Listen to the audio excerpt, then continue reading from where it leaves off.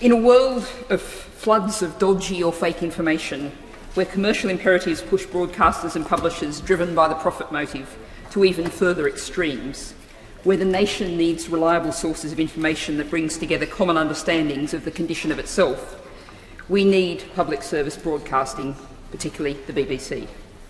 As the Green Party's long-term vision for the UK's future puts it, we need a shared space for all citizens in which information and education are given equal precedence with entertainment. When there's a massive pressing issue of coronavirus or flooding, the BBC should be there, providing immediate, authoritative and often local information that serves its communities and the local interest and the national interest. When the topic is contentious and contested, immigration or economics, it should be providing thoughtful, accessible information able to support informed, careful debate. Now, as many other noble lords have commented, visible pressure is being put daily on the BBC by right-wing commercial media, which has a clear interest in knocking down a competitor, and the right-wing politicians who support them. Now, the Green Party has many criticisms of the BBC's approach, but rather than using that as an argument to allow decline, let's make it an argument for improvement. The principle of a public sector broadcaster is sound and must be defended. Now, we've heard today many others doing that already, but there's a problem with the approach I believe that many are taking. Defence of the BBC has been equated with defending the licence fee, and that means defending the undefendable, the already damaged, and the outdated. Why is the licence fee undefendable?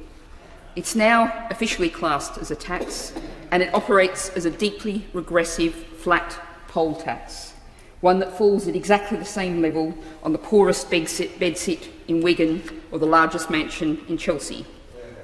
It has ludicrous anomalies, so that depending on the tenancy agreement, one 5-bedroom house in multiple occupancy can be paying £154.50, its neighbours, exactly the same, £772.50.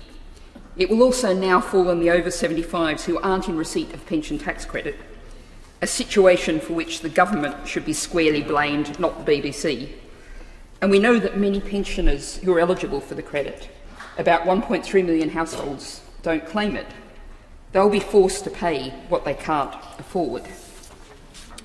Now, why is the licence fee damaged? Politically damaged. Non-payment can result in individuals being sent to jail. Certainly that's rare. The courts clearly try to avoid it, but some individuals are jailed, and a much larger number live in fear of jail as a result. And that for non-payment of a sum that many of them simply can't afford. I think that's impossible for those concerned about the vulnerable to defend.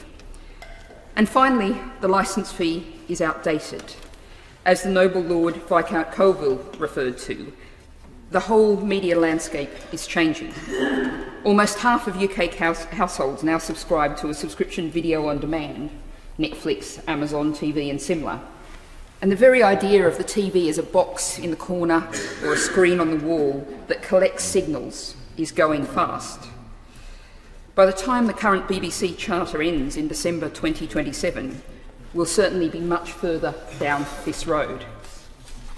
So I would argue, my lords, this is not the way forward. We have to maintain funding of the BBC, but instead of the poll tax funding model, what we need is a secure, hypothecated slice of general taxation for the BBC for the future, perhaps established by the mechanism of the Funding Commission, as your Lordship's House's Select Committee recommended.